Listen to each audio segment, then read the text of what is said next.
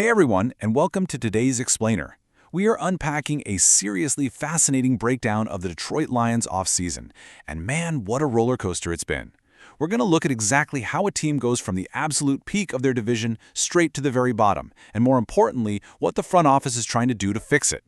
It is a story full of unexpected twists, some absolutely brutal luck, and a super specific draft strategy. Let's dive in. The contrast we are dealing with here is honestly just staggering. I mean, think about it. 2 seasons in a row, this team was the undisputed king of the NFC North. We're talking back-to-back division champs. But last year, well, they finished up with a 9-8 record, sitting squarely in last place. It's a completely jarring shift for a franchise that, just a minute ago, looked perfectly poised to build a long-term dynasty.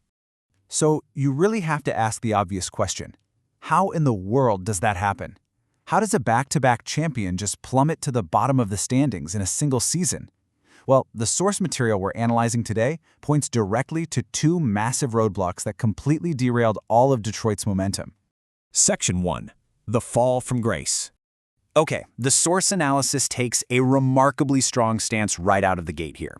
It argues that this sudden drop in wins was entirely due to the front office allowing their former offensive coordinator, Ben Johnson, to become the head coach of the Chicago Bears. The source heavily critiques this move. And you can see why, right? By letting a top-tier coaching mind join a direct division rival, the Lions essentially made their own path to victory significantly harder for years to come. But listen, coaching changes were only half the battle. The injury bug didn't just bite this team. It took a devastating toll on the entire roster. Star tight end Sam Laporta missed a staggering 11 games on offense.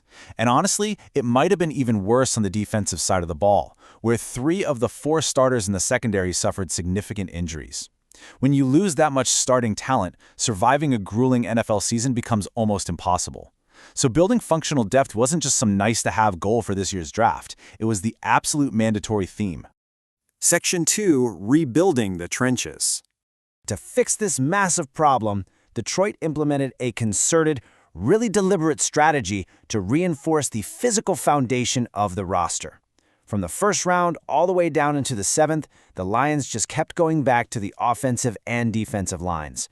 They drafted 4 heavy hitters, basically making sure they wouldn't get pushed around in the trenches ever again. Their absolute biggest investment was in round 1, pick 17, Blake Miller out of Clemson.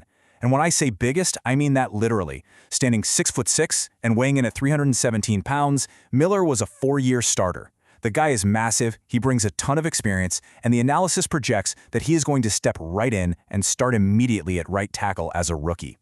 Then, in round 2, they grabbed defensive end Derek Moore out of Michigan. And wow, his stats just jump completely off the page. We're talking 30 tackles, 10 tackles for loss, 10 sacks, 3 pass deflections, and a couple of forced fumbles to top it off. Because of this explosive playmaking ability, the source notes that keeping him in a rotation, specifically unleashing him on passing downs, is going to make him a totally lethal asset for those moments when the defense desperately needs a big play. Moving into the later rounds, we see a heavy focus on rotational depth, though definitely with a little bit of risk attached. Take Skylar Gill-Howard. He's a bit undersized and actually missed half of last season due to injury, which is why his draft stock dropped. But the Lions are betting big that he can return to his form from 2 years ago when he racked up 5 sacks. Then you've got 7th-rounder Tyrell West. He brings crucial versatility, able to slide in as a strong side defensive end or kick inside to defensive tackle on passing downs. Section 3. Reinforcing the roster. So to address those glaring depth issues we established earlier, the Lions really targeted the middle rounds. They went out and selected a linebacker, a defensive back, and a wide receiver. The whole idea here is to ensure they wouldn't be caught completely empty-handed if the injury bug decides to strike again this season. Remember how we said 3 secondary starters went down last year? Yeah, the front office definitely remembered that too. Enter Keith Abney II out of Arizona State, drafted in the 5th round. Abney recorded 12 pass deflections and is specifically noted for having fantastic timing when it comes to breaking up passes. He is projected to provide some incredibly vital depth, matching up beautifully against the 2nd or 3rd wide receivers on opposing offenses.